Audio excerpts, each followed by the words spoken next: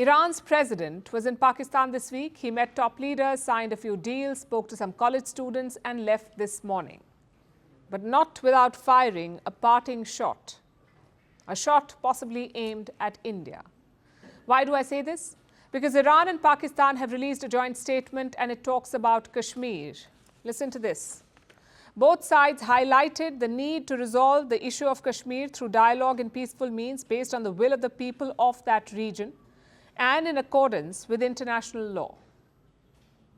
It's an odd one for India. On Monday, President Ebrahim Raisi held a press conference with Pakistan's Prime Minister Shehbaz Sharif. Sharif spoke about Kashmir, Raisi did not. He steered clear of the issue. But in the joint statement, Kashmir is back. The question is, how should India see this? Are Pakistan and Iran getting closer, and if so, why?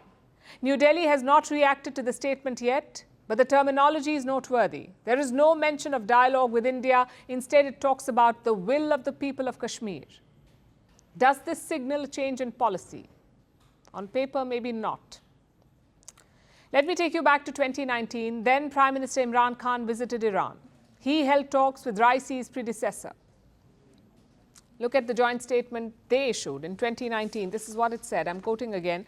The two sides emphasized the need to resolve the issue of Jammu and Kashmir through dialogue and peaceful means based on the will of the people of that region and in accordance with the UN Security Council resolution. It's basically the same statement. No mention of India, no mention of direct dialogue. So Tehran can say, our policy has not changed. But we can't look at statements in isolation. We must factor in other things like history and recent events. Iran's clerics have always taken Pakistan's side on Kashmir, even before the revolution. In 1965, Iran's first supreme leader gave a speech in Najaf. He called on all Muslims to unite.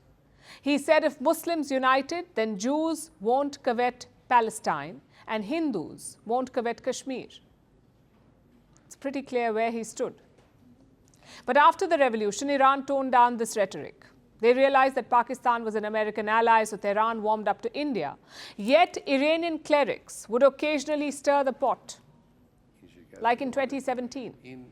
The current supreme leader clubbed Kashmir with Yemen. He said Kashmiris were oppressed by tyrants. So my point is quite simple. Ideologically, Iran has never supported India on the issue of Kashmir. What held them back was geopolitics. They needed India for other things, like for investments in projects, for buying their oil output, and to check US influence in South Asia. But now the equation has changed. India is much closer to the United States of America. It has stopped buying Iranian oil due to sanctions, and the investments are stalled. India and Iran had signed a port deal way back in the year 2003. The plan was to build a terminal at the Chabahar port, but that project has not taken off. So Iran is losing patience. We saw evidence of that earlier this year. India's foreign minister, S. Jaishankar, visited Tehran. During the talks, Iran talked about compensations, possibly fines for the project delay.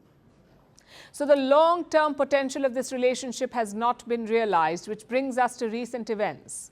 India has largely ignored Western sanctions on Russia. We still buy a lot of Russian energy. But with Iran, it's been a different approach.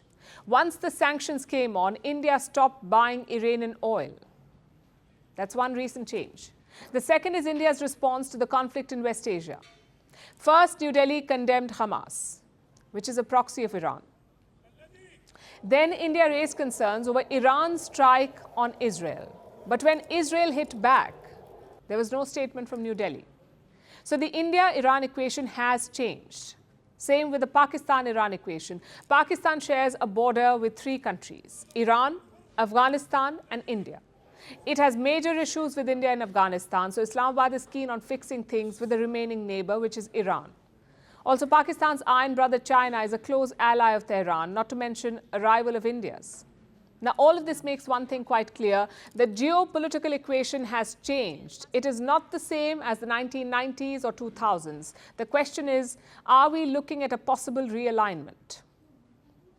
I'm afraid it's too early to say, because one meeting and one joint statement changes nothing. But But that's also no reason to ignore Iran. For decades, New Delhi has balanced this relationship well. You had great ties with Arab nations. You also had great ties with Iran, something very few countries have managed. And that gives India strategic depth in West Asia. It's important to preserve and build that.